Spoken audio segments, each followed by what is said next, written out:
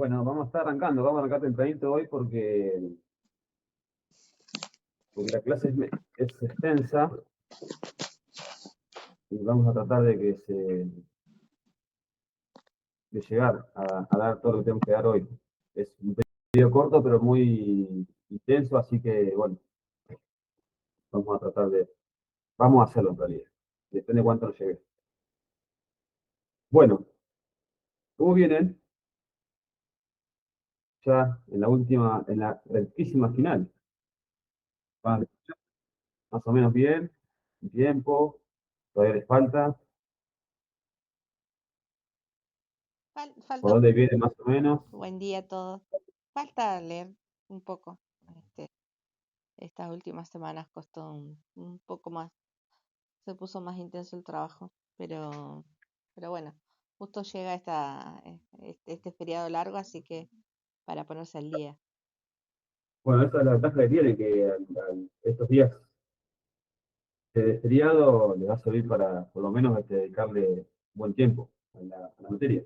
¿Sí? Así que bueno, dentro de las cuestiones, una ventaja es esta, es una ventaja por lo menos. Eh, bueno, como ya les envié al grupo de WhatsApp, ya saben que el segundo parcial es el 18 de junio hasta el 24 de junio incluido. Esa va a ser la fecha del parcial, del segundo parcial. Por lo que me han contado Luciana y Maite, no se pisa con el parcial de otra materia, creo que es ciencia política, si no me equivoco. 4. Eh, Así que, bueno, también digamos, favorecería eso que no va a tener dos parciales al mismo tiempo, que eso le signifique dedicarle este tiempo al parcial. ¿Sí? Así que el 18 posiblemente yo suba las consignas a primera hora de la mañana. Eh, Después, si quieren, podemos hacer una reunión a la tarde. Si hay consultas o dudas en el grupo de WhatsApp, vayamos viéndolo. Si hace falta, hacemos. Si no hace falta, no hacemos nada. Ahora digo, para repasar las consignas. ¿Sí? Si por ahí no hay claridad en alguna cuestión, si hace falta, bueno, lo hacemos. Si no hace falta, directamente se meten en el parcial. ¿Sí? Bueno, antes de entrar a clase, ¿alguna consulta o duda respecto a lo que sigue? ¿No? ¿No? Bueno, me voy a grabar.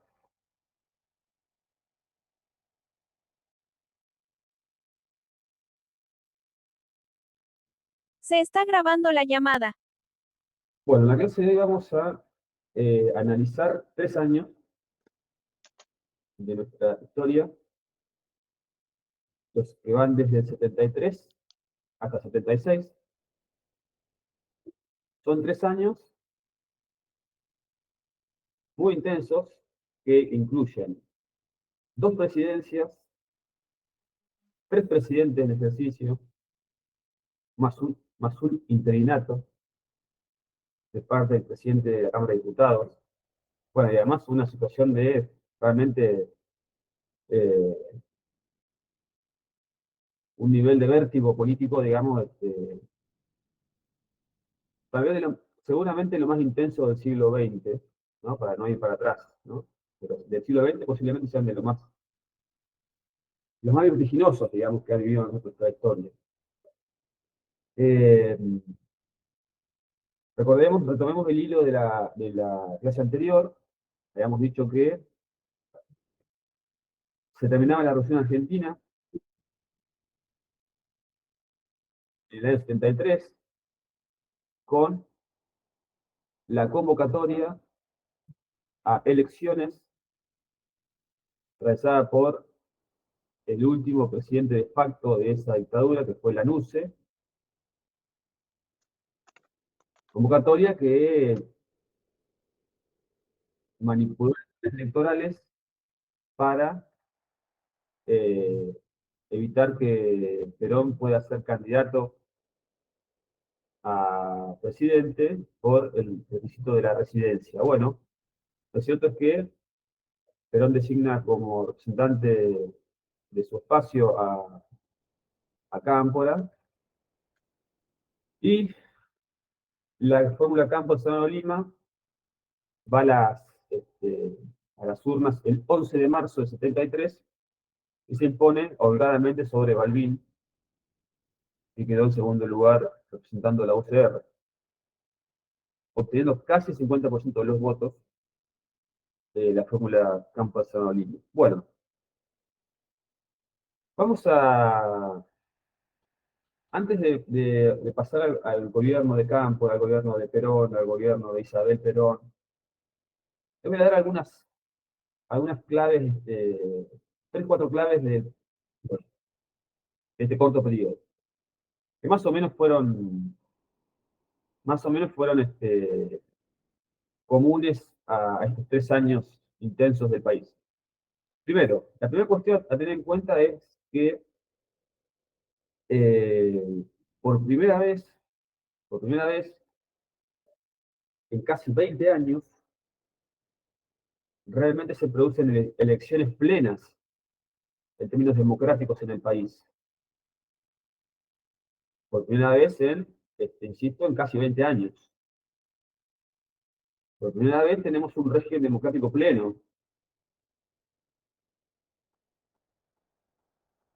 Sobre todo en la segunda elección, que es la de septiembre de 73, porque ahí puede participar Perón. Pero la del 11 de marzo también se da sin ninguna proscripción, al menos, sin ninguna proscripción partidaria, porque el peronismo puede participar de las elecciones.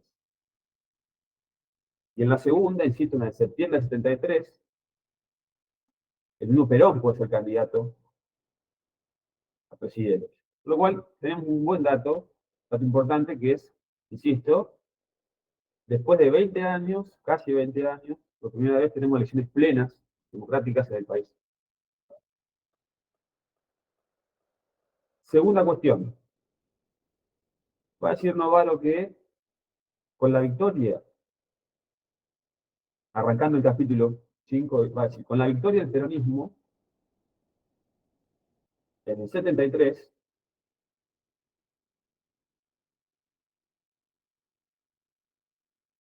y la desaparición de la dictadura, ¿no?, como el régimen antagónico contra el cual disputar el poder. Bueno, con la elección del peronismo en el 73, va a decir Novaro, asistimos a la emergencia de una nueva ley de hierro en la política argentina.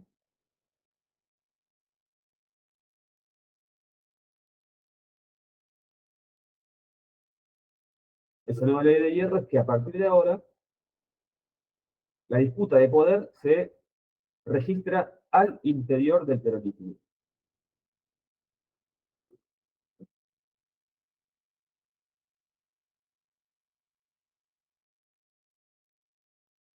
Entre sus facciones internas.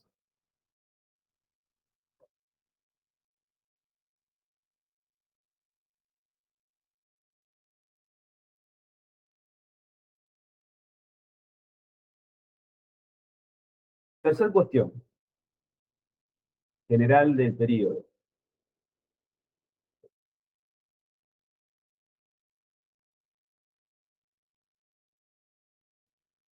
Este es un momento en el cual se termina la ambigüedad de Perón. Es el fin de la ambigüedad de Perón, en referencia a qué. Bueno, desde el exilio,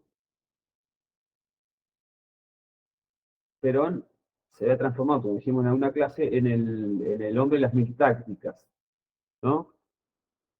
Y también, obviamente, en el conductor de las diferentes ramas, facciones, sectores dentro del movimiento,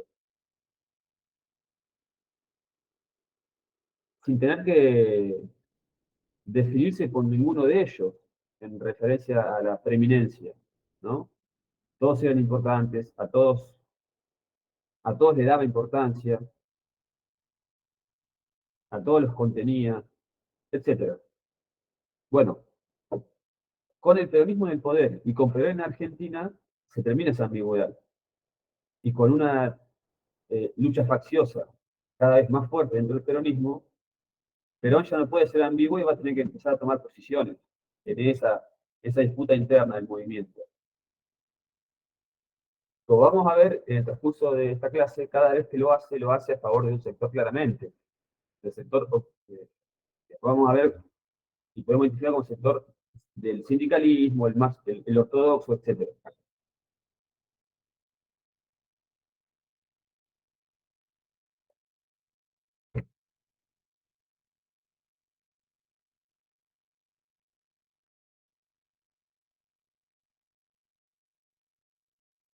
En cuarto lugar, en cuarto lugar, en todo este periodo de 3 años, si bien hay momentos de crisis económica, sobre todo después, esto se va a ver reflejado sobre todo en el gobierno de Isabel, más allá de eso, de ese elemento económico, lo cierto es que el, eh, el principal elemento desestabilizador de todo este periodo es la política, no la economía. Es realmente la política, porque es la interna peronista.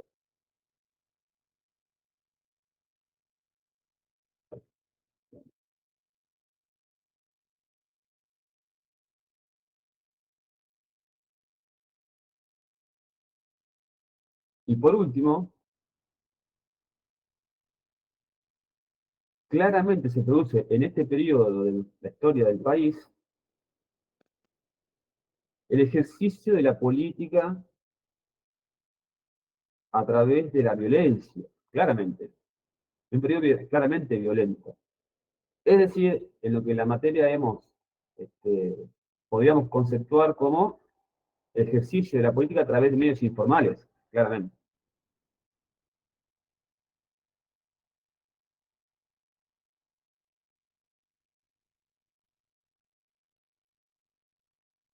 Bueno, habiendo hecho estos pequeños ejes, digamos, que atraviesan todo el periodo,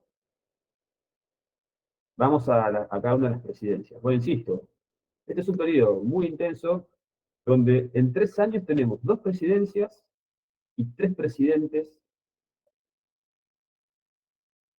ejercido el poder, más un interinato en el medio, entre presidencias, es decir, claramente una fuerte inestabilidad política. Vamos con el gobierno de campo.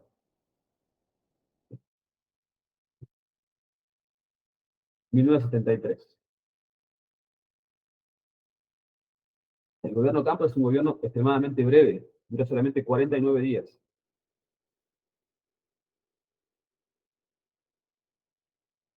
Sin embargo, fueron 49 días realmente, realmente intensos. ¿Con qué escenario asume Cámpora la presidencia en mayo de 73? Bueno, con lo que ya he dicho y que Novaro marca, ¿no? Esta nueva ley de hierro de la política, que es, se pasa del conflicto hacia afuera, es decir, contra el régimen dictatorial, hacia el conflicto hacia adentro, dentro del mismo movimiento socialista, ¿no?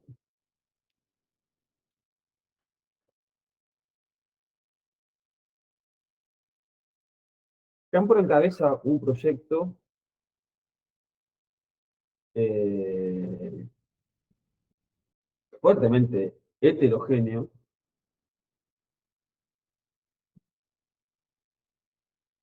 pero ese no es el problema, porque cualquier proyecto es heterogéneo. Cualquier proyecto político es necesariamente heterogéneo, está compuesto por sectores que eh, no son iguales entre sí, no tienen las mismas preferencias, a veces hasta no tienen los mismos intereses particulares, ¿no? Siempre hay disputas de poder interno en un proyecto político cualquiera, etc. El problema no es la heterogeneidad de este proyecto, sino que las facciones que lo componen son incompatibles entre sí, irreconciliables entre sí en este momento.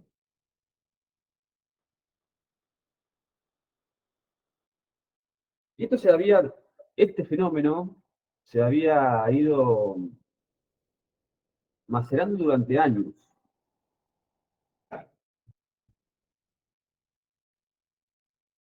Durante 20 años se había venido macerando esta composición de facciones en el peronismo, ¿no? El sindicalismo con un gran protagonismo desde el inicio mismo de la caída de Perón, en el 55, como dije en algún momento, realmente fue el gran colchón de resistencia del peronismo, sobre todo en los primeros años. Pero después conforme fueron pasando los años, y más llegando a la década de 70, fue creciendo otro sector dentro del movimiento justicialista, vinculado con la juventud, con la militancia juvenil. Entonces se van a perfilar dos proyectos que son políticamente diferentes y hasta generacionalmente diferentes entre sí, pero lo más complejo es que realmente son antagónicos, de que no hay posibilidad de síntesis en esos proyectos.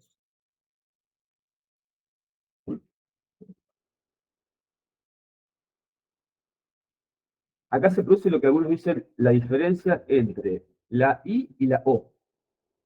La diferencia entre la I y la O. ¿Cuál es la diferencia entre la I y la O? Que, que mientras los sectores juveniles que vamos a identificar como la tendencia revolucionaria, esa tendencia revolucionaria, digamos, está compuesta por,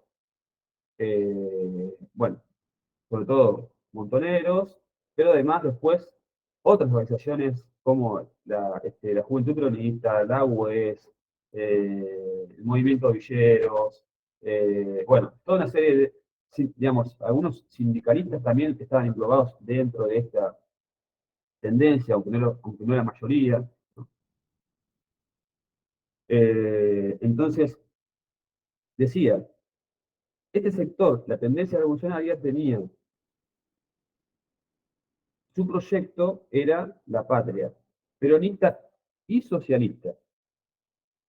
Su proyecto era la patria, peronista y socialista.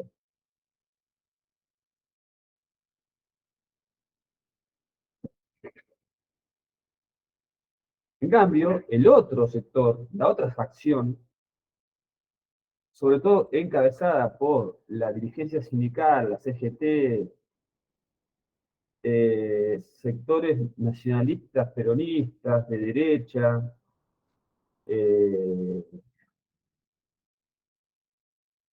más ortodoxos, ese sector, para ese sector, era la patria peronista, no era la patria peronista, socialista, era la patria peronista o la socialista, pero no era una cosa junta. Es decir, mientras para la tendencia era y una y otra, para el sector sindicalista ortodoxo era una u otra, y no otra.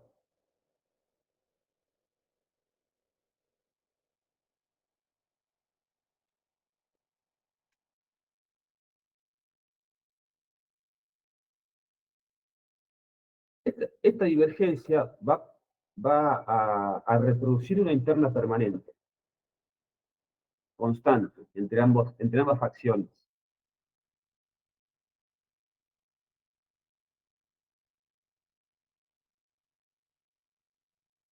Y se va a reflejar en todos los niveles posibles, desde la disputa en las gobernaciones hasta la disputa en los ministerios, pasando por asesinatos cruzados de ambos lados, etc. Y esta interna va a ser la que va a consumir el gobierno de campo en tan solo 49 días.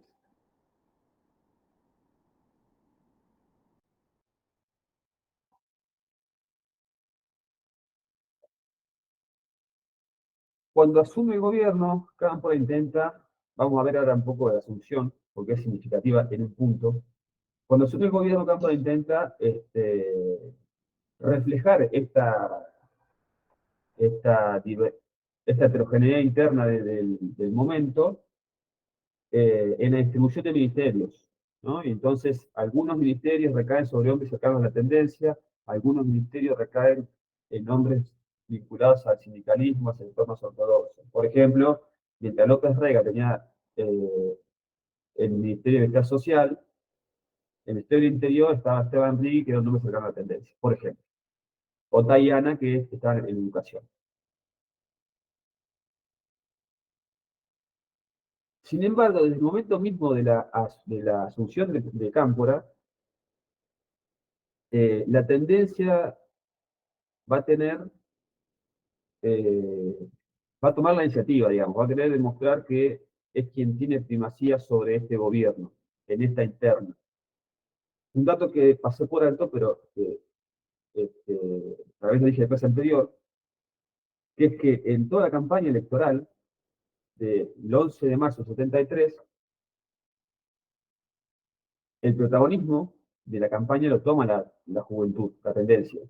Es el gran protagonista de la campaña del 73, de marzo del 73. Ya mostrando esta preeminencia relativa, digamos, ¿no? Dentro del movimiento. Y de hecho, una de las razones de la elección de Cámpora es, además de la lealtad que tenía con Perón, que era discutida, también la cercanía que tenía con este sector de la juventud, al cual en gran medida representaba. No vamos a decir que era un representante fiel, digamos, directo de la juventud, pero sí había una gran afinidad entre sectores, entre Cámpora y la juventud, y posiblemente esa ha sido una de las razones por las cuales se lo eligió también a Cámpora. En este corto gobierno,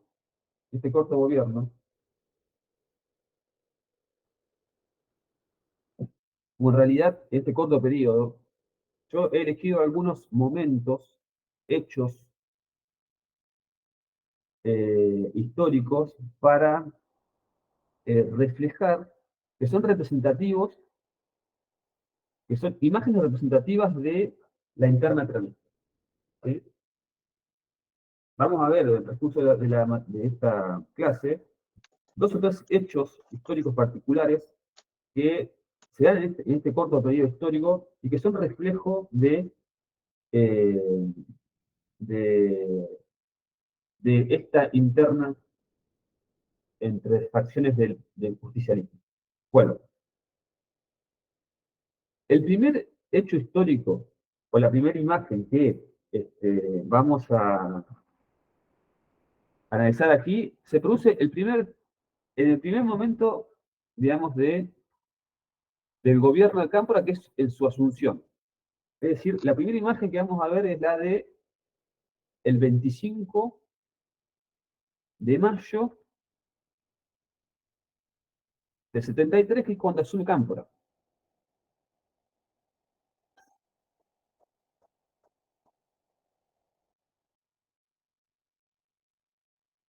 25 de mayo del 73. Bueno, ese día el protagonismo de la juventud fue impresionante.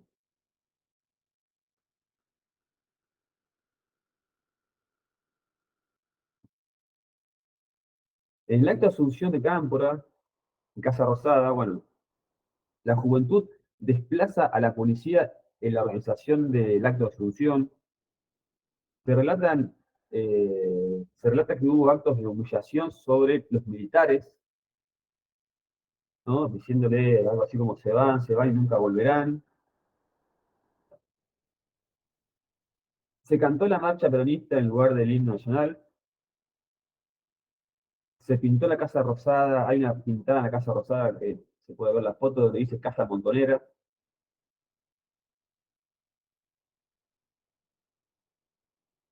Y al finalizar el acto de Asunción de Cámpora, unas 50.000 personas se van caminando hasta la cárcel de Devoto a exigir la liberación de los presos políticos. Y efectivamente se produce la liberación de presos políticos por la presión ejercida por 50.000 personas en la calle frente a la casa de Devoto exigiendo la liberación de sus compañeros.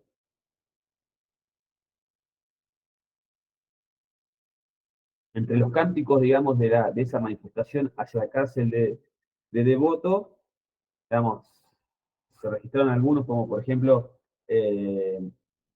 todos los guerrilleros son nuestros compañeros, como por ejemplo, Montoneros, FARC y ERP con las armas al poder, como por ejemplo, ya van a ver cuando venguemos los muertos de Trelew, etcétera, digamos, lo cual refleja el clima de época. Digamos.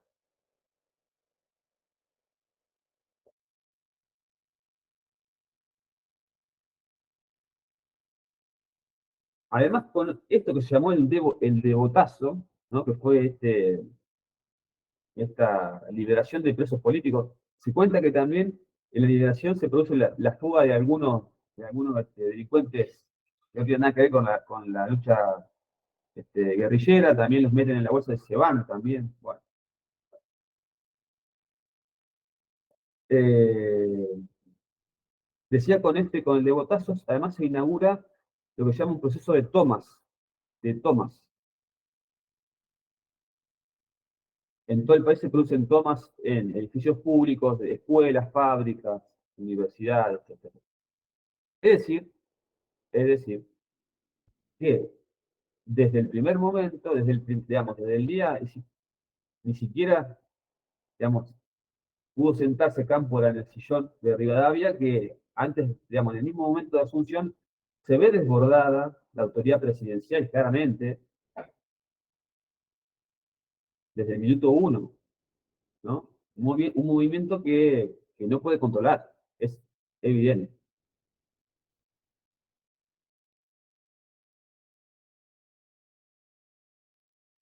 En esta situación, en este escenario que asume Cámpora, bueno, ¿cuál va a tratar de ser el instrumento para moderar esta situación, ¿no? ¿Cuál va a tratar de ser la forma para procesar todo este movimiento, ¿no? Eh, Esta diferencia entre actores ya ahora no solamente del peronismo, sino los actores en general. Esto es, los actores políticos, económicos, sociales, etcétera. Porque este es solamente un pedazo de la realidad. Obviamente era el más contundente, era el que realmente marcaba el clima, pero obviamente existía además un país, ¿no? Con el objetivo de poder acomodar dos o tres planos, el plano económico, en referencia a cómo controlar la puja distributiva entre sectores,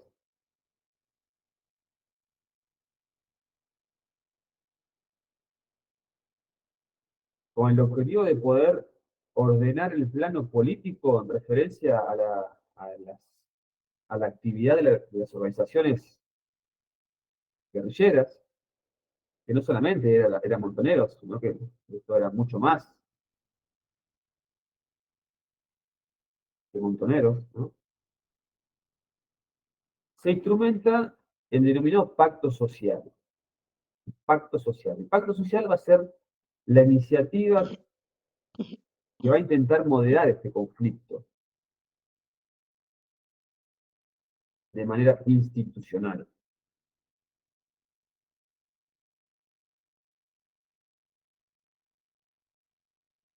Y si bien el pacto era esencialmente económico, el pacto social, bueno, la idea es que intentaba generar una instancia de moderación, digamos, y además de gobierno, ¿no? ¿Quién firma este pacto? Porque esto se institucionaliza. ¿Quién firma este pacto? Bueno, lo firma la CGT, los trabajadores, lo firma la CGE, representando a la Confederación General de Empresarios,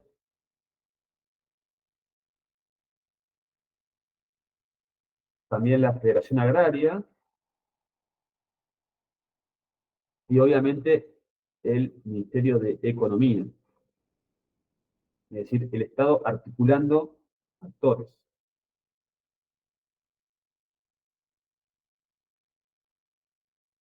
¿Qué estableció este pacto inicialmente? Porque esto va a ir cambiando a lo largo de estos años. Inicialmente estableció un incremento salarial de un 20% y después congelar las paritarias y los precios por 2 años. Ese era el objetivo, ¿no? Dar un incremento salarial inicial y a su vez congelar paritarias y precios por 2 años.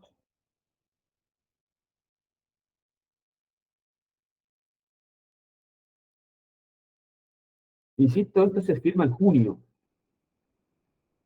del 73. Asumido Cámpora en mayo del 73, 25 de mayo. Y si el objetivo era moderar el escenario, bueno, lo cierto es que la interna peronista se va a imponer sobre este intento. Va a desbordar estos intentos institucionales de estabilizar el conflicto. Y esto se va a ver reflejado en el mismo mes de junio, cuando se produce la vuelta definitiva de Perón al país, el 20 de junio de 73. El 20 de junio de 73, de junio de 73, se produce la vuelta definitiva de Perón al país.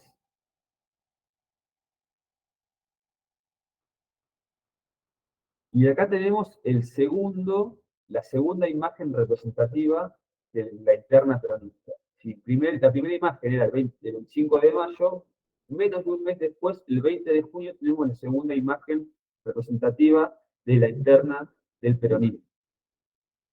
¿Qué sucede cuando vuelve Perón y se desarrolla un acto para esperar a Perón?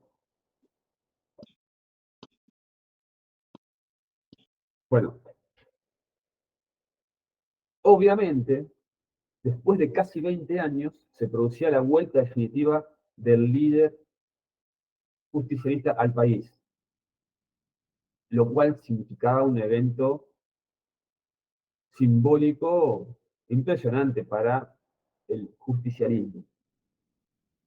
Y también significaba una oportunidad para los sectores internos de justicialismo para mostrar fuerza ante su líder. Entre sí, mostrar fuerzas entre sí, medir fuerzas entre sí, y además ante nada más nada menos que ante la presencia del líder. Por primera vez, insisto, en casi 20 años. Ese día que se vivía como una fiesta termina en tragedia, vamos a ver por qué. Perón llegaba al aeropuerto de Ezeiza y en consecuencia se arma en cercanías del aeropuerto un escenario para hacer el acto. Hacia el escenario se dirigen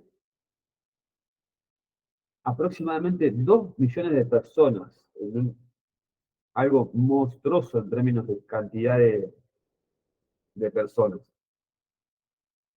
Además creo que fue un día lluvioso, entonces, digamos, hay que imaginar 2 millones de personas caminando hacia Ezeiza en esas condiciones, ¿no?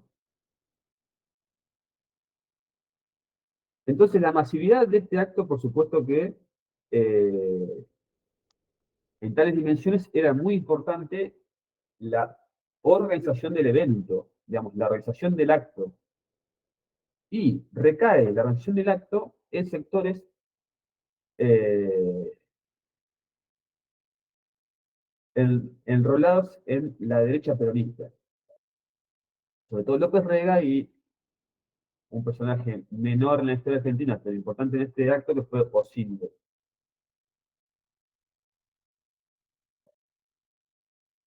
Bueno, probablemente de manera obviamente intencionada, este sector de la derecha del peronismo difunde un falso rumor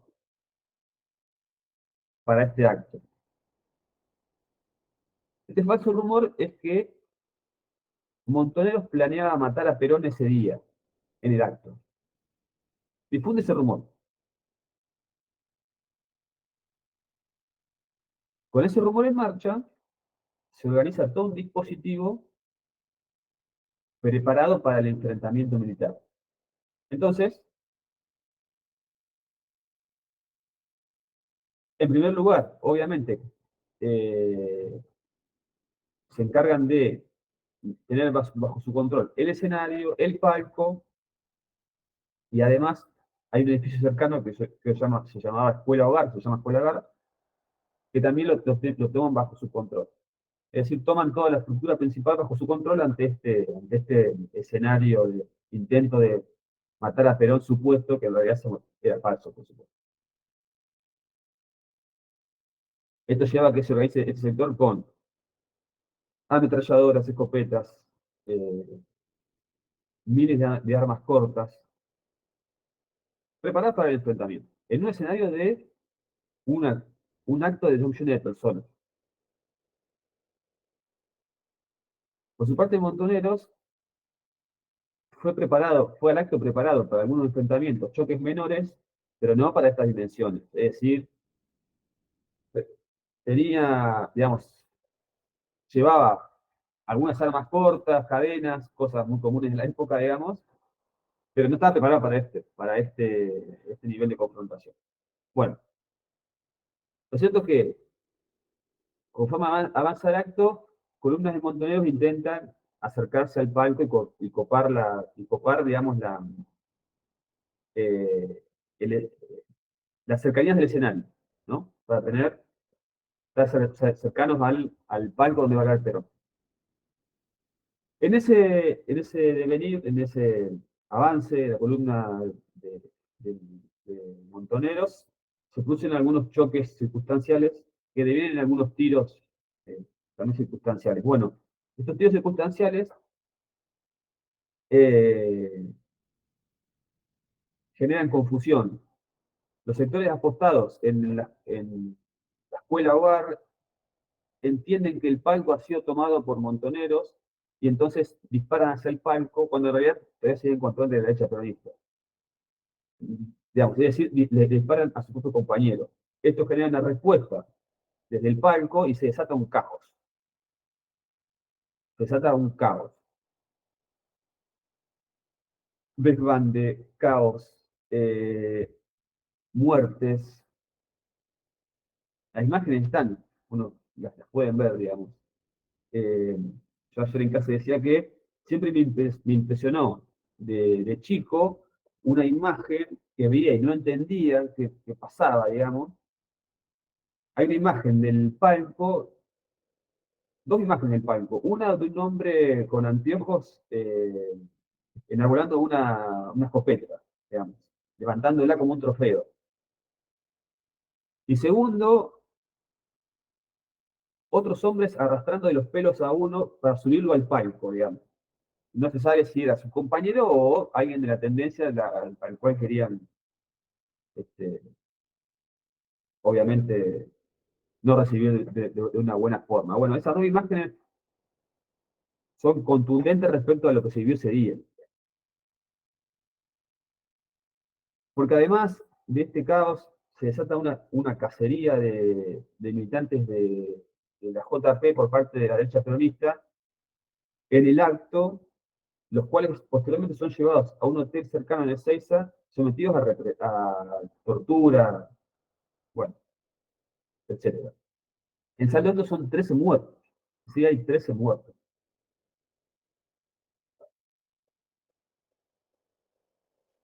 Estamos a menos de un mes de gobierno de campo y ya teníamos 2 eventos de estas magnitudes.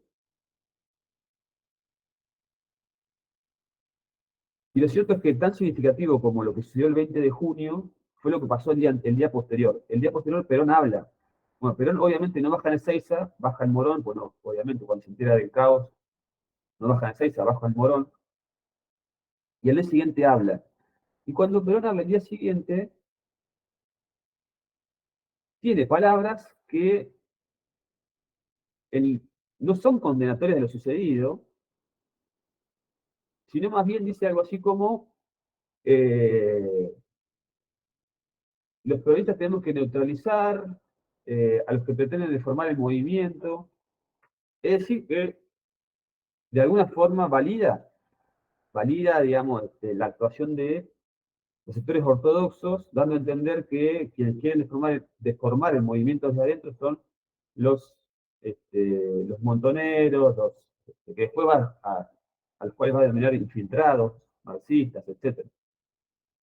Es decir que, insisto, cuando yo le decía, se termina la ambigüedad de Perón en este momento, es esto, digamos, es cuando tiene que hablar, digamos, es claro respecto a dónde pone su, digamos, su foco crítico y su apoyo a un sector u a otro.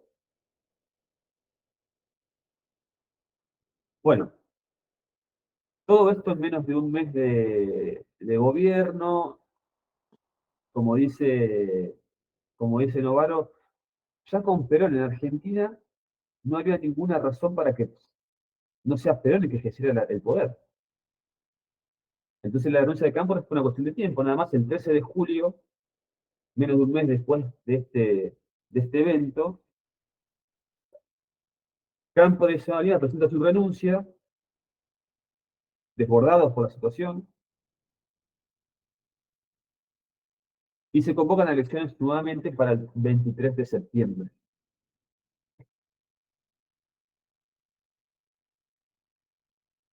Interinamente asume el poder, la presidencia de la nación la asume.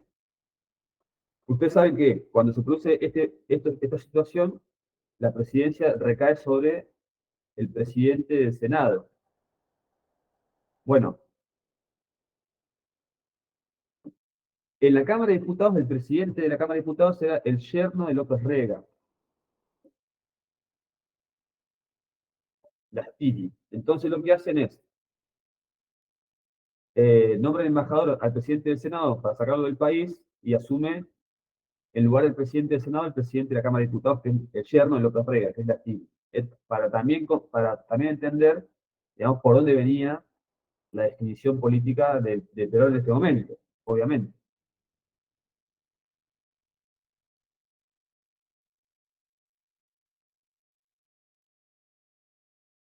Fin de la primavera camporista, como se la llamó.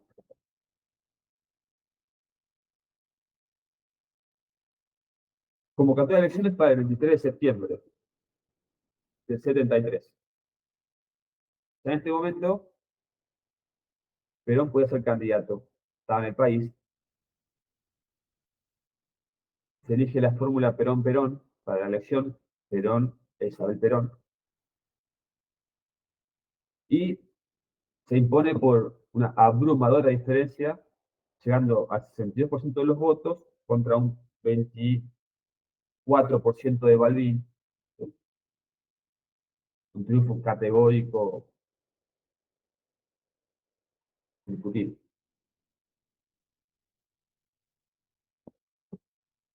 Bueno, tercera presidencia de Perón.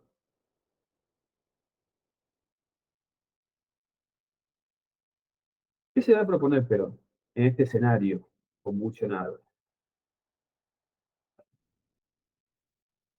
Se va a proponer, sobre todo, reconstruir la autoridad,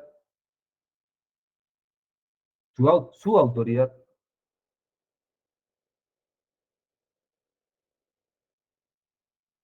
en dos niveles, como conductor indiscutido del movimiento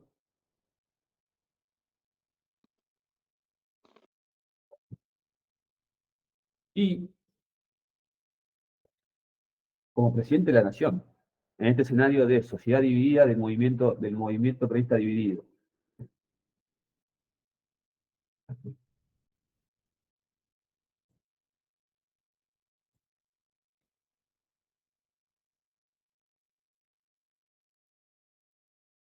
Y acá a tener en cuenta un dato.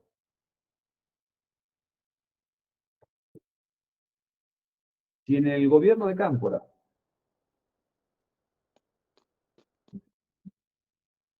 había una preeminencia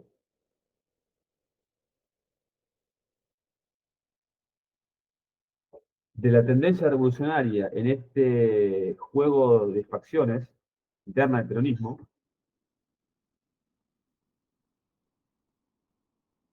en el tercer gobierno de Perón, esta relación se invierte claramente y la preeminencia recae sobre el sector del sindicalismo, sectores más ortodoxos del peronismo, lo que algunos dicen la derecha peronista.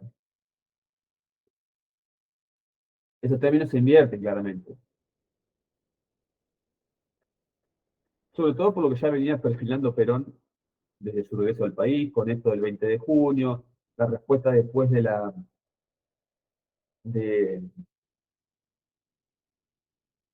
de lo que sucedió en Ezeiza, la masacre de Ezeiza, etc.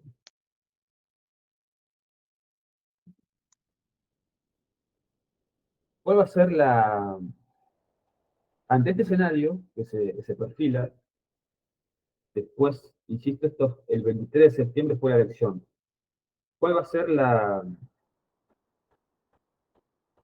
el mensaje de Montoneros ante este nuevo escenario y este nuevo equilibrio de fuerzas del movimiento?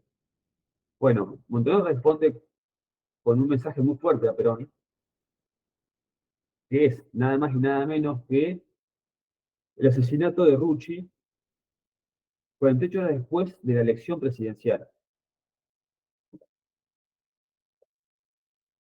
2 días después de que Perón es electo nuevo presidente del país, se produce el asesinato de Rucci por parte de un comando peronista.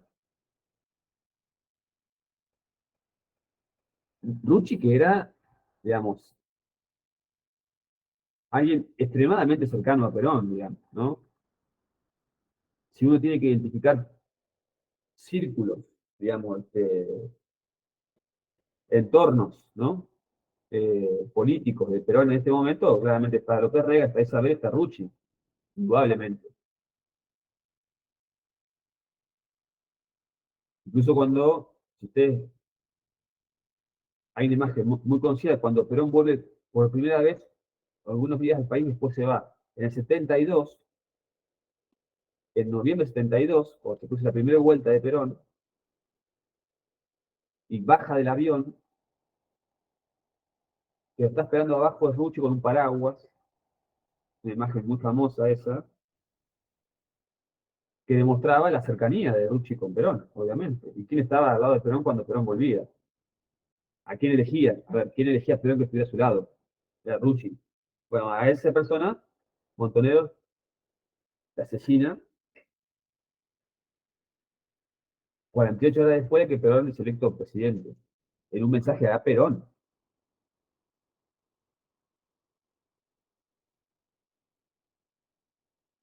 Bueno, si ya Perón venía perfilándose eh, claramente sobre uno de los sectores de su movimiento, el sector del sindicalismo, más ortodoxo, de derecha, bueno, esto lo termina definitivamente de alinear sobre uno de los sectores del movimiento, obviamente. Y termina no, sino que va deteriorando cada vez más la relación con la tendencia.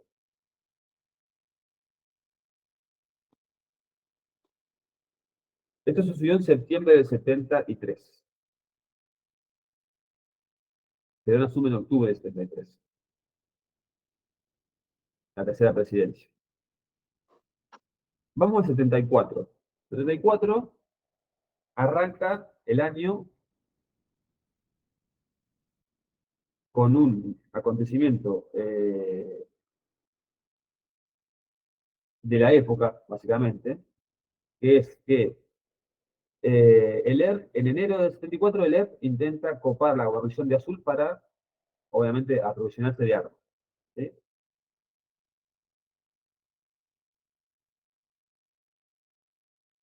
Azul, provincia de Buenos Aires, ¿no?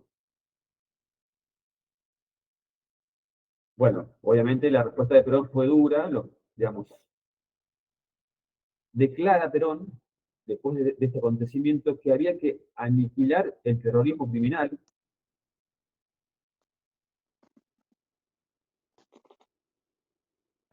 y además envía al Congreso una modificación del Código Penal para perseguir las actividades subversivas. 74.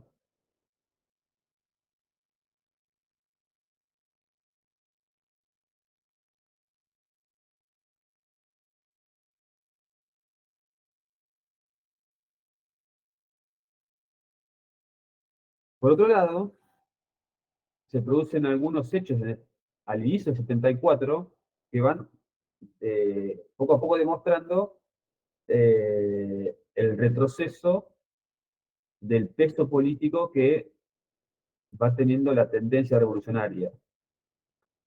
Se produce el desplazamiento de gobernadores vinculados a la tendencia, que pertenecían a la tendencia o que tenían una relación de cercanía con la tendencia, pero que estaban identificados todos por la tendencia revolucionaria. Se produce el desplazamiento del gobernador de Buenos Aires en enero de 74, lo hacen renunciar y además asume el vicepresidente que estaba vinculado con la CGT. Se produce también el desplazamiento del gobernador de Córdoba. El de Buenos Aires era Villegain, el de Córdoba, Obregón Cano. En este caso, la provincia es intervenida directamente por el Poder Ejecutivo. También en enero, febrero de 74. Es decir que al inicio del año, digamos, este deterioro inicial de la relación de Perón con la tendencia se empieza a reflejar claramente en materia de poder, ¿no? Desplazando gobernadores cercanos a la tendencia. Cosa que después en el transcurso del año va a seguir. Van a desplazar al gobernador de Mendoza, vinculado a la tendencia, al de Santa Cruz, Zetterling, vinculado también a la tendencia. Es decir, acá se empieza el péndulo, digamos, que había arrancado desde cercano a la tendencia con Cámpora, con Perón, el péndulo realmente digamos, se perfila para otro lado, claramente. Todo esto ya tornaba, todo esto más pasa en muy poco tiempo, ¿no? Uno lo relata, lo puntualiza, pero es algo que pasa en muy poco tiempo. Son 3 años esto, nada más, y recién estamos en 74, y arrancó en 73. Arrancó en mayo de 73, cuando asume Campo. Todo esto ya perfila la ruptura de Perón con Montoneros, o con la tendencia revolucionaria, que se produce el 1 de mayo de 74. Acá tenemos la tercera imagen representativa de la interna peronista. 1 de mayo de 74.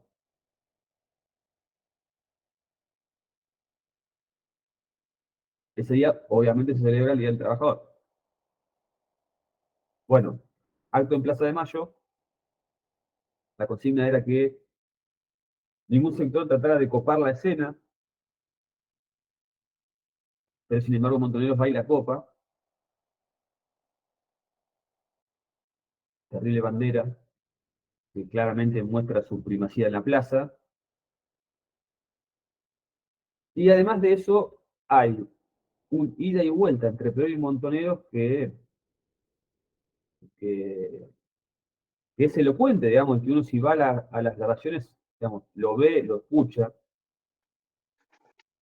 Montoneros interpela a Perón públicamente en ese acto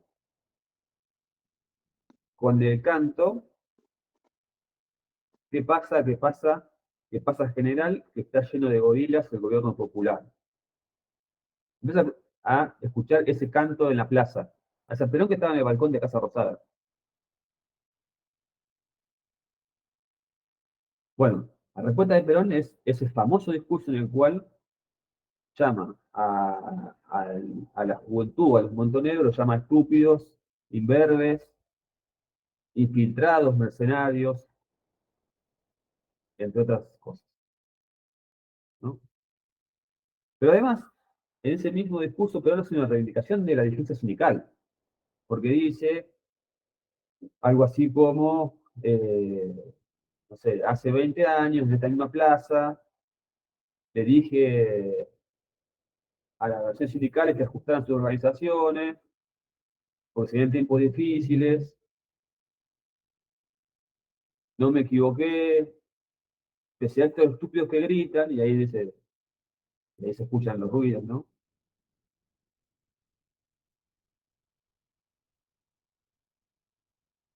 Después plantea otra cosa, dice, reivindica la defensa sindical nuevamente, y dice,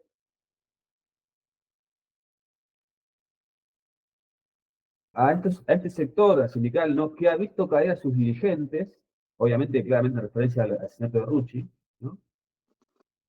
Que han visto caer a sus dirigentes sin que todavía haya sonado el escarmiento. Dice.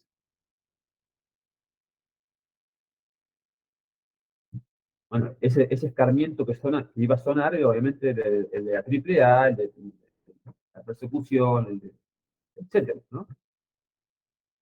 Bueno, cuando se produce esta respuesta de Perón, también se ve esa imagen, Montonero se va de la plaza y es, obviamente, la ruptura definitiva y pública, además.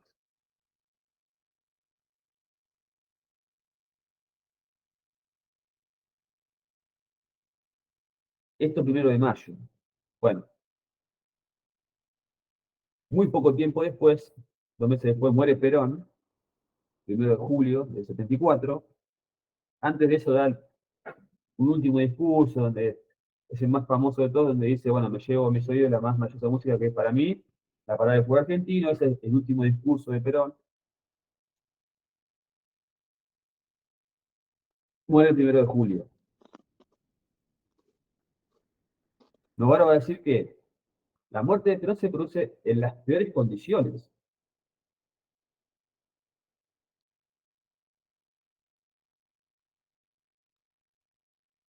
Ante un escenario de vacío de poder,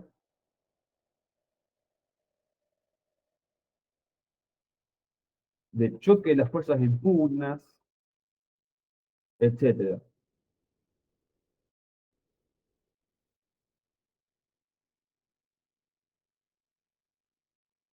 Otros van a decir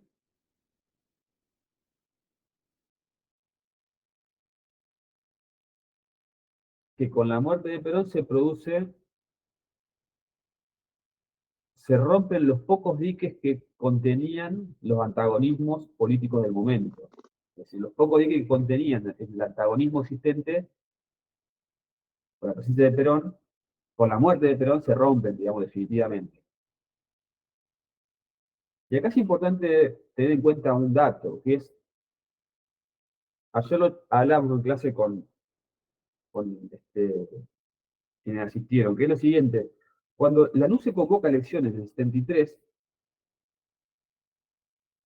y permite que el peronismo se pueda presentar, es porque ya ha madurado una convicción, que es que solamente Perón puede poner orden en este caos que se vislumbraba en ese momento. ¿No? Ya, 73 es un momento en el cual eh, la revolución argentina está totalmente legitimada, son 2 o 3 años muy intensos de crecimiento de las relaciones guerrilleras en el país. Entonces, de desborde la interna del peronismo que ya se preveía, pero además, no solamente el problema del peronismo, sino que además por la izquierda, digamos, por el costado, por la izquierda, además se perfilaban otros sectores digamos, que tenían en mente la revolución, tomaban las armas para desarrollar la lucha armada, etcétera. Entonces, en ese escenario,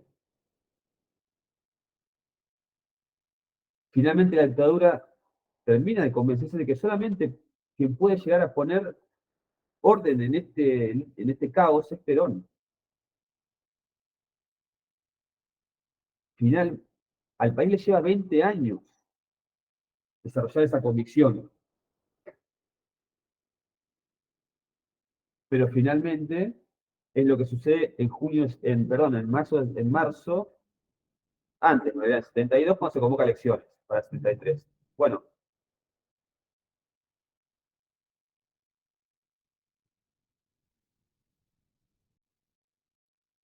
con la muerte de Perón también desaparece esa, digamos, también se consume esa, esa convicción respecto de que Perón podía poner orden. Porque tampoco Perón pudo poner orden en todo en esta situación. Es más, no solamente no pudo poner orden, sino que además, digamos, se agravaron las internas dentro del peronismo, claramente.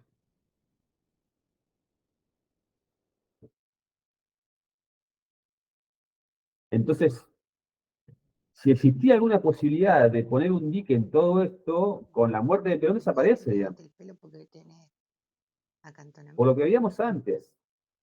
En este momento, el peronismo encabeza un proyecto con dos facciones que son antagónicas entre sí, sin posibilidad de síntesis, que tienen proyectos políticos diferentes entre sí, en un marco de violencia política, donde los asesinatos eran eh, una moneda de cambio entre sectores. Bueno, pero no puede poner tampoco, conducir este caos, no puede.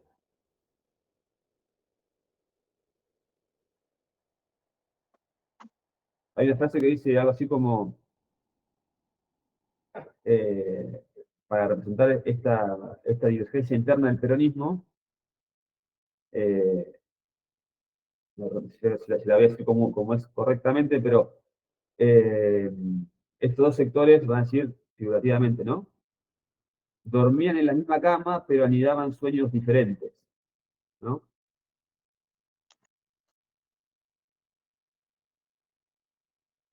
Como cualquier divorcio, ¿no? Como cualquier divorcio parecido. Bueno, lo cierto es que, 1 de julio de 74, muerte de Perón, asunción de su vicepresidenta, María Estela Martínez de Perón.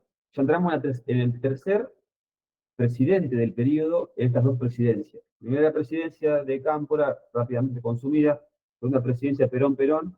Perón desde septiembre del 73, desde octubre del 73, perdón, que es cuando asume, hasta julio del 74. Julio del 74 asume Isabel.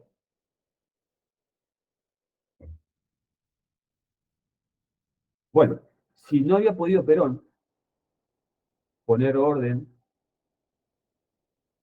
la tarea para Isabel era casi imposible, ¿no? Y esto no es por desmerecer a Isabel, ni mucho menos, ni tampoco a Cámpora, pero si Perón no podía, imagínense si podían Perón, si podían Cámpora o Isabel, ¿no?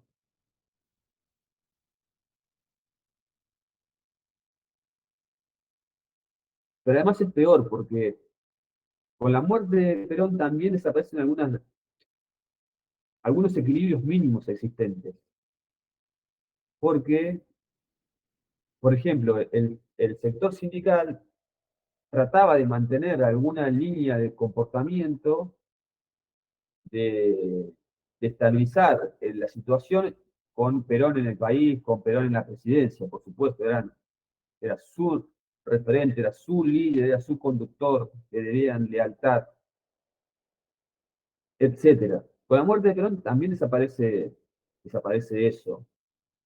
Y por ejemplo, el sector sindicalista, que siempre había estado alineado en todo este periodo del lado de Perón, de Isabel Perón, empieza a tener alguna autonomía en sus reivindicaciones, cosa que no pasaba hasta este momento.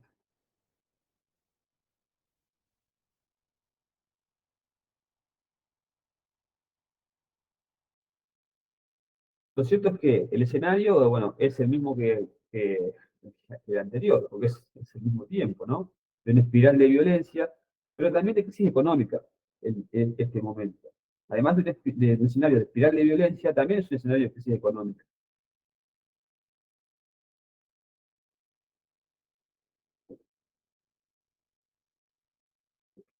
Hay que decir en primer lugar que estamos ante la presencia de un gobierno con eh, capacidades limitadas y una legitimidad también limitada, ¿no?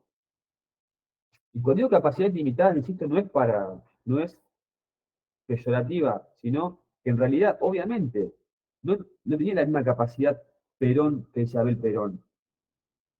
Perón era digamos, alguien que había sido dos veces presidente de la nación, sabía, sabía que era la conducción política, digamos, un hombre que había sido parteaguas de la historia argentina. Isabel era su compañera que posiblemente, digamos, eh,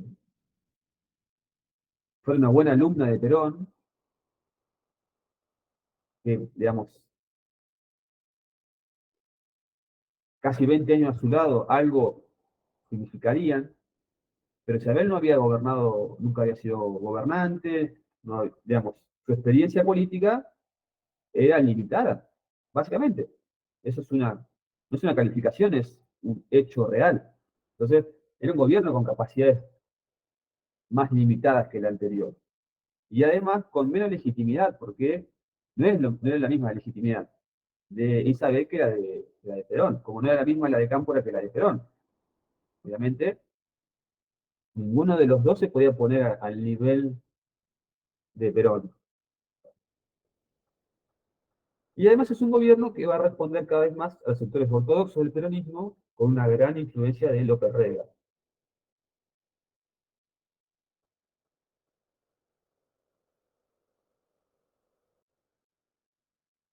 Todo esto en el marco de un escenario de radicalización política o en realidad radicalización militar de las organizaciones guerrilleras, que van a tener cada vez una represión más fuerte de parte del Estado,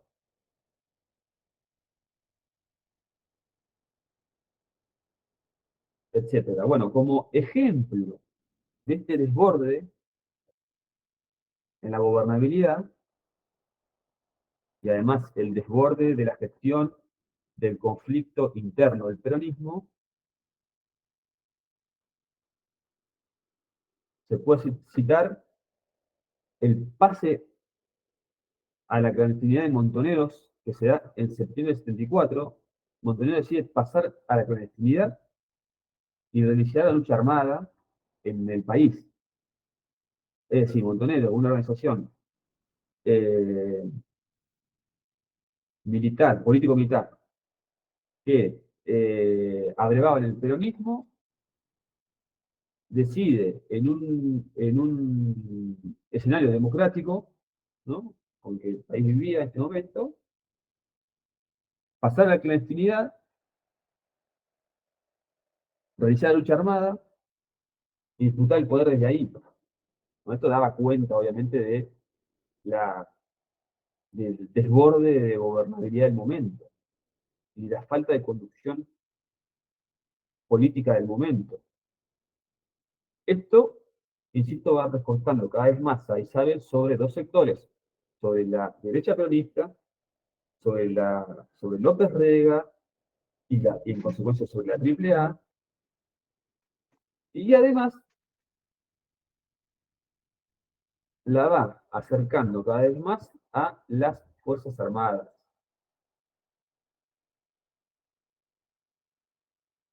a quienes progresivamente les fue otorgando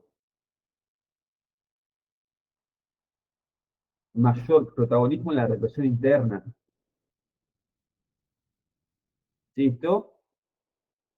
Este escenario acerca cada vez más a Isabel, a las Fuerzas Armadas, a las cuales les fue otorgando cada vez más instrumentos o herramientas para la represión interna, instrumentos legales, quiero decir, ¿eh? Vamos a verlo después.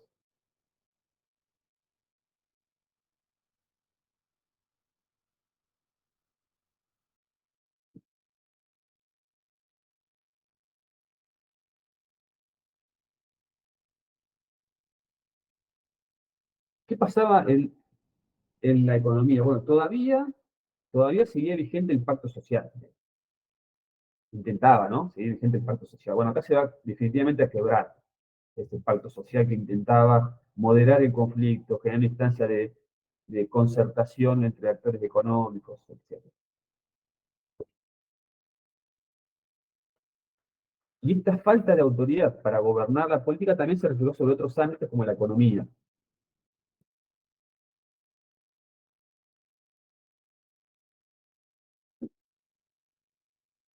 Durante la presidencia de Isabel, esto para reflejar la inestabilidad económica, ¿no? Durante la presidencia de Isabel, creo que hubo así como 6 o 7 ministros de economía,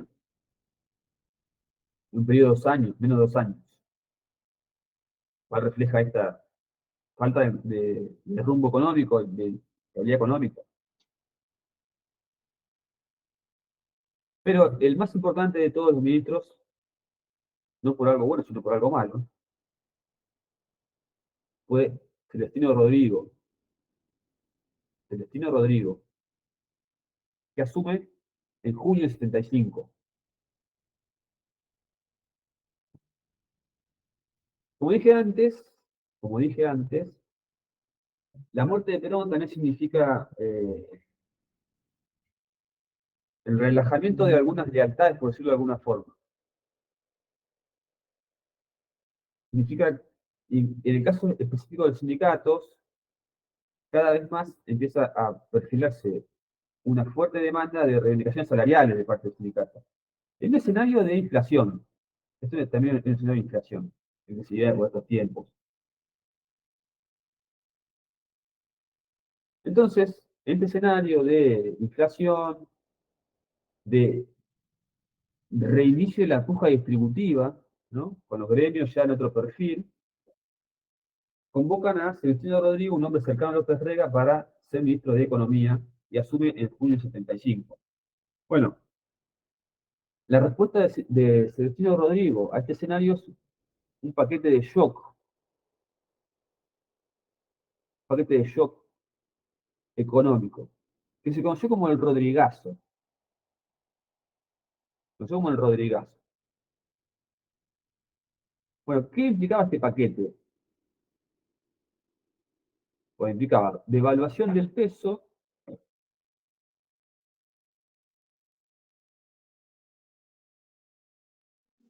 en un 160%, aumento de tarifas, aumento de combustibles, en valores cercanos hasta un 180%, pero además establecía un tope de salarios de un 40%, es decir, que realmente ponían a los precios por encima de los salarios, ¿no? Insisto, el objetivo era bajar la inflación, aflojar la puja distributiva. Entonces le ponían a los salarios un límite, pero a su vez daba aumentos tarifarios y de combustible hasta el 180%, devaluaba el peso, y eso se trasladaba a precios, etc. Con esto, el gobierno buscaba, insisto, licuar los salarios, bajar el déficit porque significaba aumentar las tarifas, bajar el subsidio a las tarifas, bajar el gasto público, beneficiaba además el capital extranjero porque le permitía que las deudas que estaban en pesos se fueran licuando, obviamente, ¿no? Si el dólar valía más, eso también licuaba sus deudas, etc. Esto fue percibido por la CGT como una declaración de guerra y actuaron en consecuencia. Se produce por primera vez en la historia del peronismo el primer paro general de los sindicatos a un gobierno peronista. Se produce una huelga general de 2 días de parte de la CGT al gobierno de Isabel.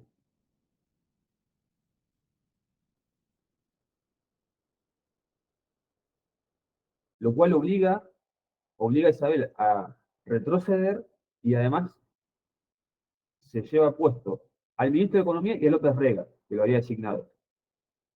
Nada más y nada menos que a López Rega, digamos, que era la mano derecha de Isabel. Bueno, renuncian ambos ministros.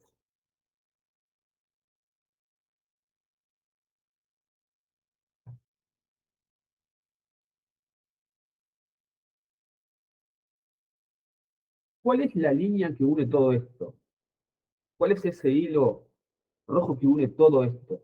Bueno, lo dice claramente Novaro, cuando dice, todo esto lo que refleja, o lo que reflejaba era la extinción de la autoridad del Estado para conducir la vida política y económica del país. Y repito, todo esto tiene un hilo común que es la extinción de la autoridad del Estado para conducir la vida política y económica del país, a la par que crecía cada vez más violentamente o cada vez más generalizadamente la violencia política.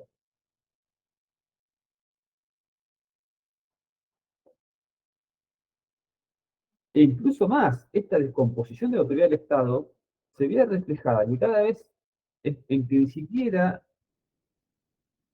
eh, ni siquiera se registraba en este tiempo, ¿no? Este elemento del Estado que era que el Estado monopolizaba la violencia legítima, porque incluso desde el Estado el uso de la fuerza se empezó a, a vehiculizar por medios no institucionales como la AAA, que era una organización paraestatal, pero cuyo conductor era el ministro de Bienestar Social, López Rega.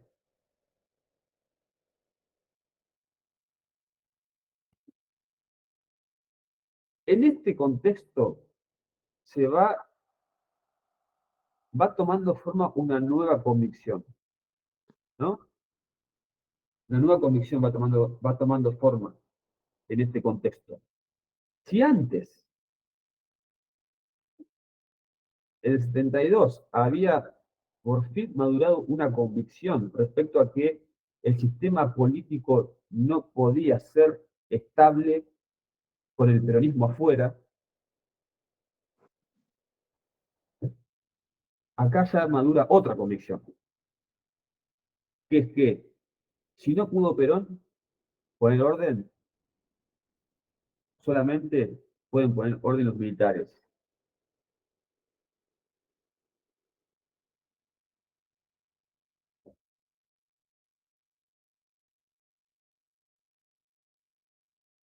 Un dato, hay que tener en cuenta este dato. Las Fuerzas Armadas ya habían sido habilitadas para actuar en la represión interna, habían sido habilitadas legalmente para actuar en la represión interna en lo llamó el Operativo Independencia, en Tucumán. Un dato, ¿sí? Insisto, las Fuerzas Armadas ya habían sido habilitadas para actuar en la represión interna en el denominado Operativo Independencia, que es de febrero de 75, es decir, más de un año previo al golpe de Estado. Recuerden ustedes que eh,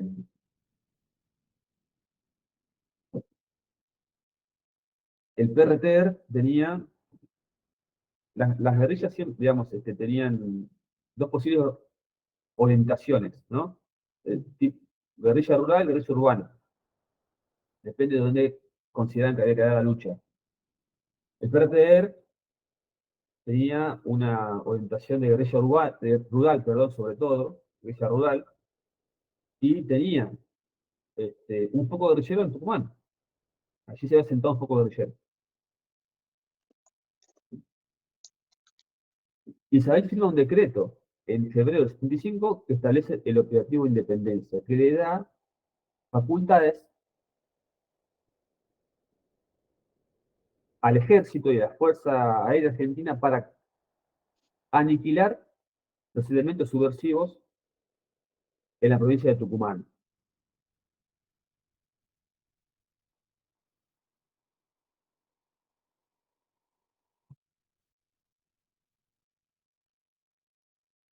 En este operativo se va a destacar Bussi, por ejemplo,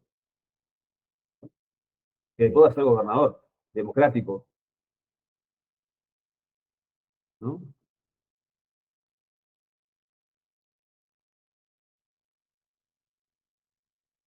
Pero lo cierto es que se produce en Tucumán este operativo, es una especie de ensayo en miniatura de lo que después iba a pasar exponencialmente como sistema, como proceso, durante la última dictadura. Porque allí en Tucumán se declara estado de sitio, se producen desapariciones, secuestros, torturas, hasta se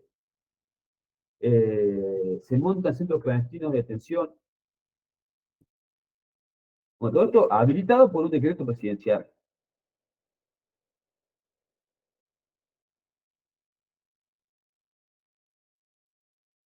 Todo esto va perfilando lo que en el texto de Novaro se titula así como el descenso al infierno,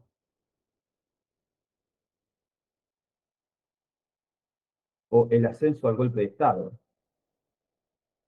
Insisto, insisto, en un contexto en el cual ya las Fuerzas Armadas habían sido convocadas para la represión interna, en una escala muy pequeña, obviamente, pero ya lo estaban haciendo,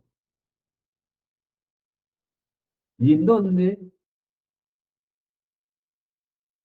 se encontraba fortalecida una convicción, una cosmovisión de una gran parte de la sociedad, no vamos a decir la sociedad, nos equivocaríamos, pero de una gran parte de la sociedad, respecto a la salida militar.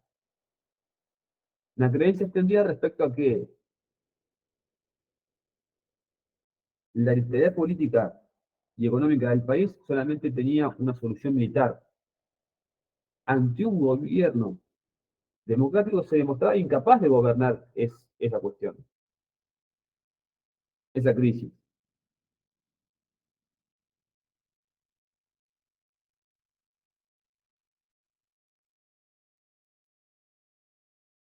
E incluso más,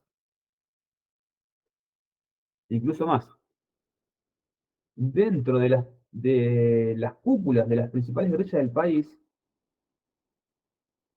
el escenario de un golpe de Estado tampoco era una opción que descartaran. ¿Por qué? Porque entendían que con una dictadura enfrente era mucho más fácil la identificación entre pueblo y antipueblo, entre dictadura y cambio social, etcétera.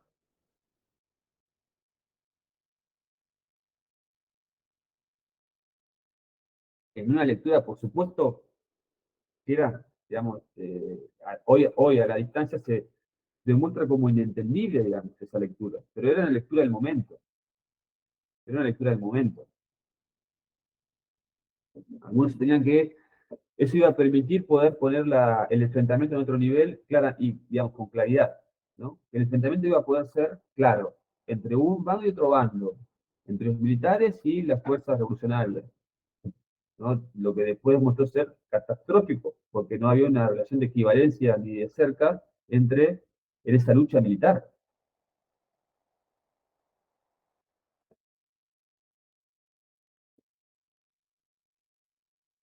También lo decía en la clase de ayer, se ha, se ha difundido una creencia respecto a que la larga duración de la dictadura, de la última dictadura, tuvo que ver con poner en caja el problema de la violencia armada. Y lo cierto es que las organizaciones guerrilleras fueron desbaratadas en 2 años, entre el 75 y el 76, pongamos 377, digamos, ¿Lavaste el fueron pelo con champú? realmente descuartizadas, digamos, Está quedaron sin seco. ningún tipo de poder de fuego posible. Las pasaron por arriba. Eh, la extensión de la dictadura no tuvo que ver con eso, porque obviamente después se demostró que no venían solamente por los guerrilleros, venían además por los estudiantes, venían por los delegados de fábrica, venían por la gente común, venían por todo, digamos. A lo que quiero ir es que para este momento el golpe de Estado solo era una cuestión de cuándo. Solo era una cuestión de cuándo, nada más. ¿Cuándo se iba a producir? Nada más. ¿Desde cuándo llega el 24 de marzo del 76? Todos saben. Y el dato es que este escenario previo se transformó en una carta, en una especie de cheque en blanco para los militares hacia adelante. Este escenario previo de violencia política, caos político, inestabilidad,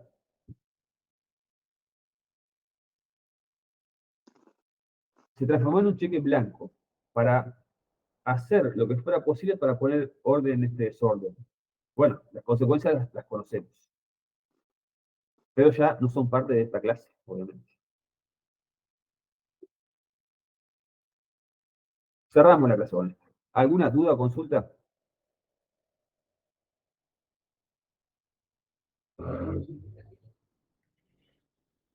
No, ¿Alguna? la verdad que clarísimo porque digo, uno, la pasión, ¿no? Lo que es la pasión, a uno le retumba en el oído, este, Isabel Coraje, al brujo dar el raje, así de los discursos, de lo que pasó en la época, y en realidad cuando ahora uno lo mira desde otro contexto, ¿no? Mira el Rodrigazo, mira la Triple A, este, eh, entiende que eh, de que se tenían que ir. Y en definitiva queda una mujer sin ningún tipo de formación, sola. Y cuando hablan también de esto de el operativo Independencia, como que se fueron dando las herramientas para generar lo que después se generó. Y uno lo mira y no es imposible no poder hacer un paralelismo con los discursos de la ministra Bullrich, ¿no? Porque uno parece que estaba escuchando lo que decía la ministra el otro día, grupos subversivos. Wow, dije, lo vuelvo a escuchar. Así que no, realmente claro. Bueno, gracias, Salina. Eh, César, ¿Qué tal? ¿Cómo le va, profesor y compañeros? Sí, ahí analizando un poco el contexto histórico que fue esta clase, lo preocupante de todo es que más allá de lo que luego pasó después del gobierno de Isabel Perón, que es la historia más negra que tenemos en nuestro país, pero creo que también hay que ponerse a analizar factores como que más allá de Isabel, de Perón, no había otras opciones que... lo más preocupante de todo es que no hay opciones cuando se termina de convencer el pueblo en aquel momento de que solo el golpe de Estado, los militares, podían llegar a ocupar el poder y así devolverle, entre comillas, la paz institucional al país.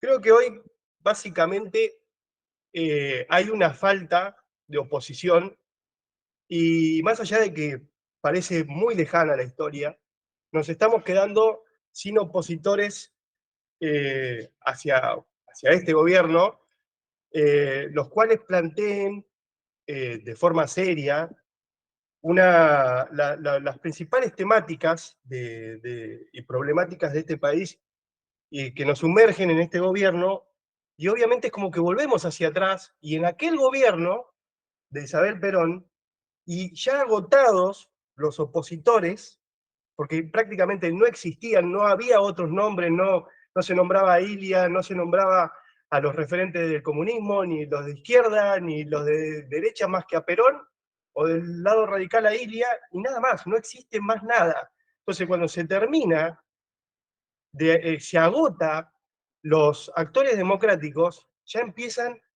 a correr estos peligros, justamente. Se agota el institucionalismo democrático y se empieza a pensar en que lo más sencillo o la solución está en las armas. Sí, bueno, en este momento lo que hay que decir es que, sinceramente, había, digamos, insisto, se fue configurando un consenso social respecto a la única salida posible.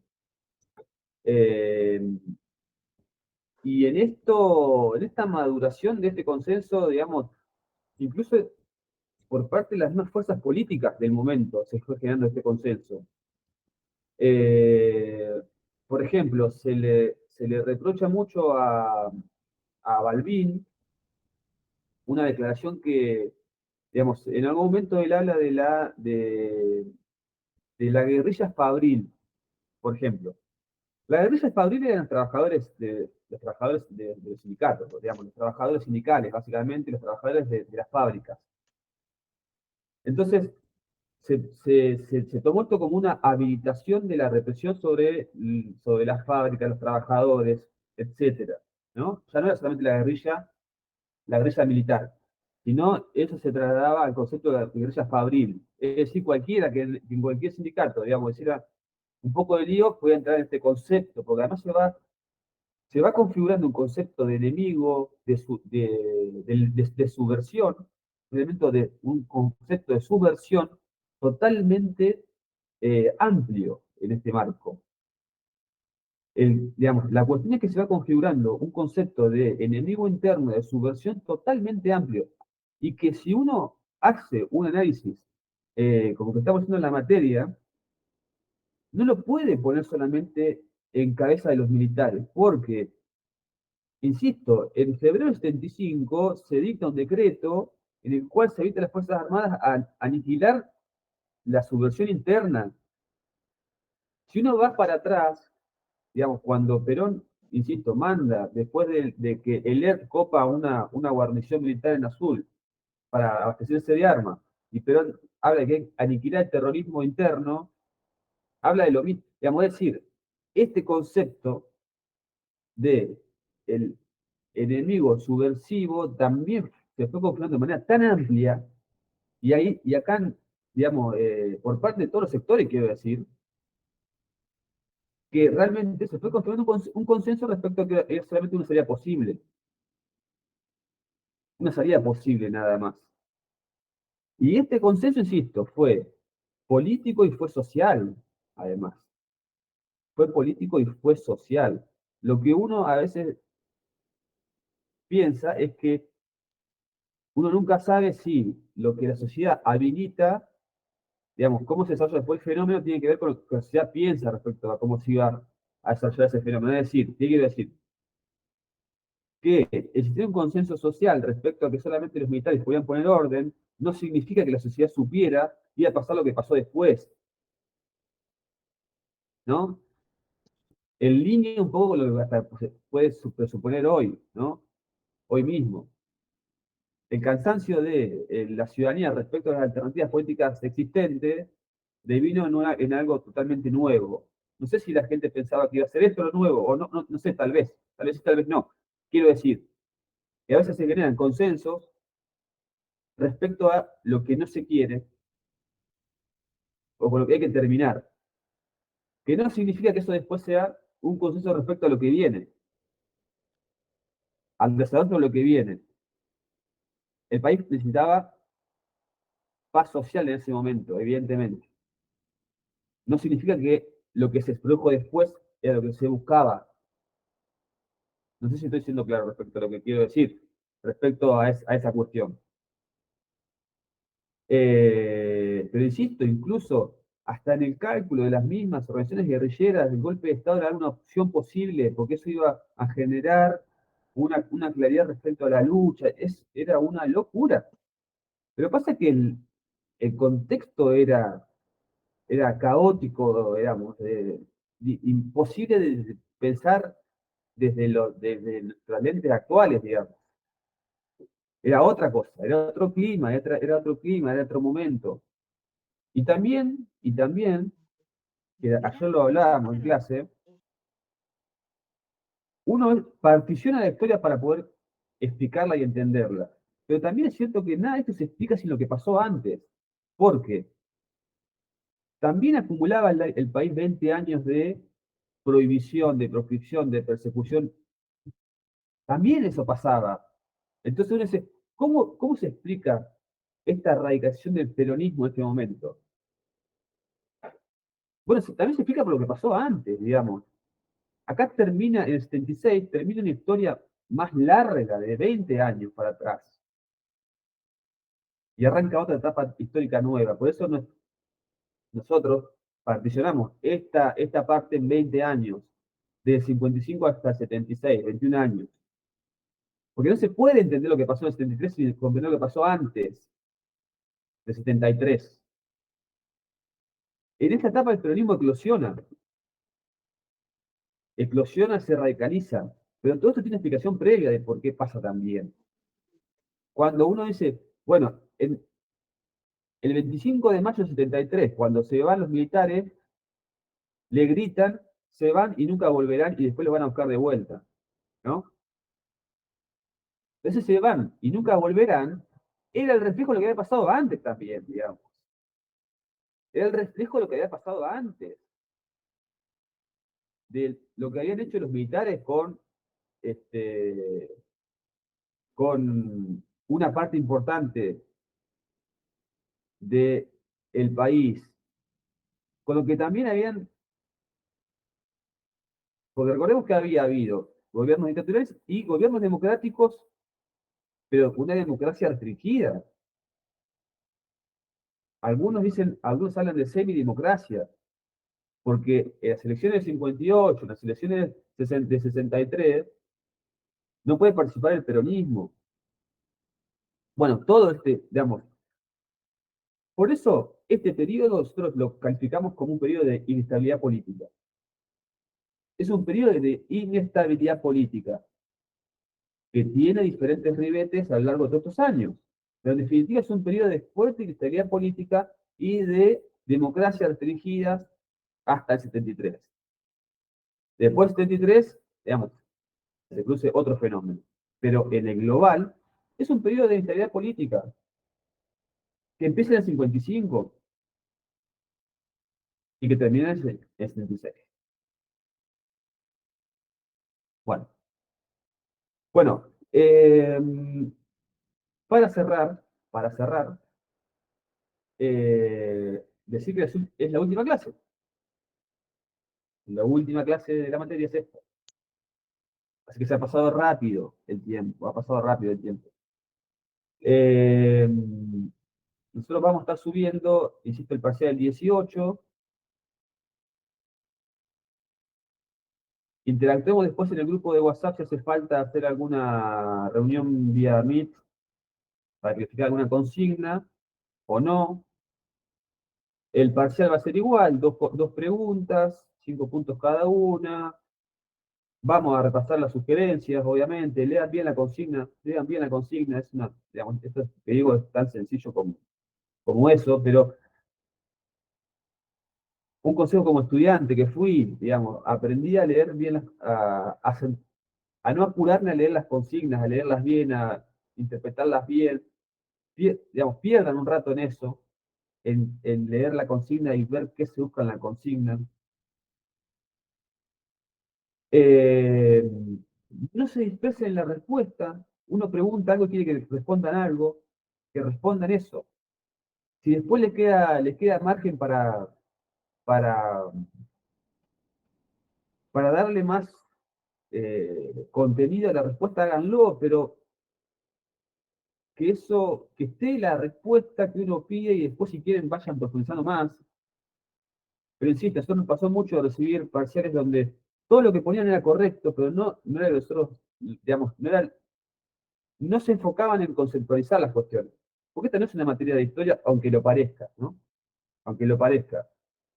Lo que intentamos tratar de ponerle conceptos a esto, categorizarla de alguna forma, y eso es lo que a lo que apuntamos, ¿sí?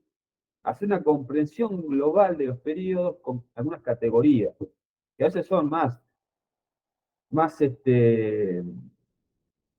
rigurosas, ¿no? Cuando uno habla de, no sé, régimen político, y otras son menos rigurosas cuando uno habla de inestabilidad, por ejemplo, política. Pero lo cierto es que es lo que describe un escenario, ¿no? Es lo que describe un escenario.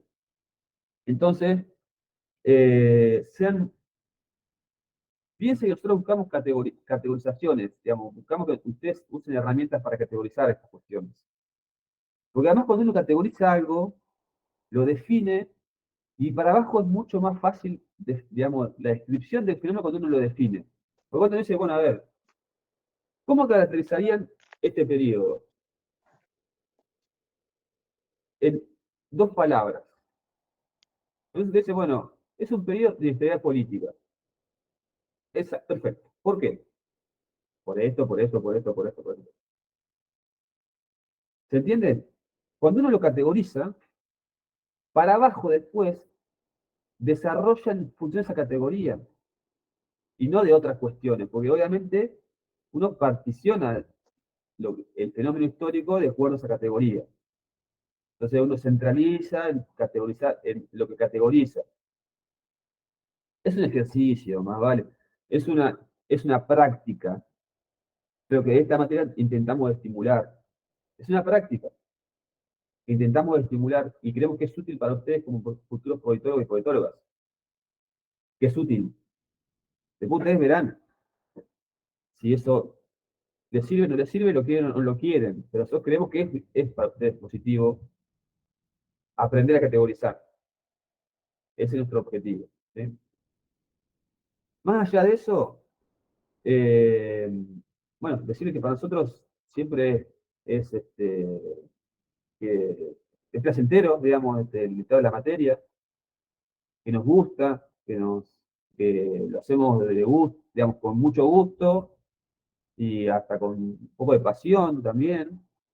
Eh, Siempre, bueno, al final de la materia, Luciana y Maite envían un formulario para poder tener la opinión de usted respecto a la materia.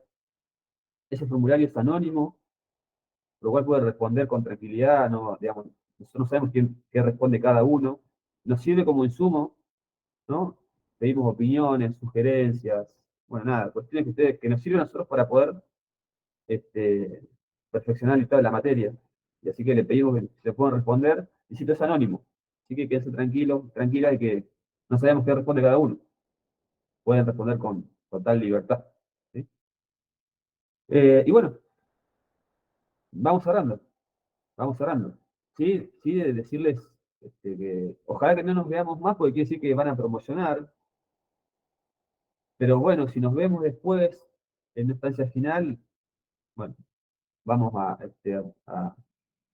agradecerlo, pero bueno, ojalá que, insisto, que algunos no los veamos más porque significa que van a promocionar y van a seguir con la carrera.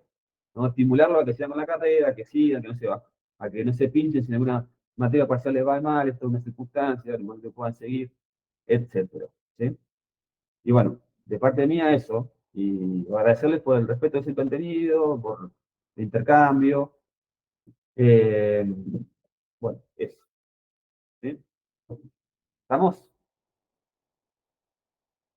Bueno, gracias, Perfecto. profe. Daremos lo mejor en el segundo. Gracias, muy buena cursada. Bueno, gracias, gracias. Ayudó mucho, la verdad que lo que decís de las categorizaciones ayudó mucho, porque yo leía antes de la cursada y a veces, sobre todo esta parte de inestabilidad, no entendía nada y como que la clase me permite organizar tanta información. Perfecto, esa es la idea. Bien, si logramos eso, cumplimos nuestra pretensión. Así que, bueno, métanle que ya falta poco. El 18 subo las consignas y nos comunicamos en el WhatsApp por si hace falta alguna aclaración. ¿Ok? Bueno, un placer. Éxitos en el parcial. Un abrazo. Perfecto, profe, muchas gracias.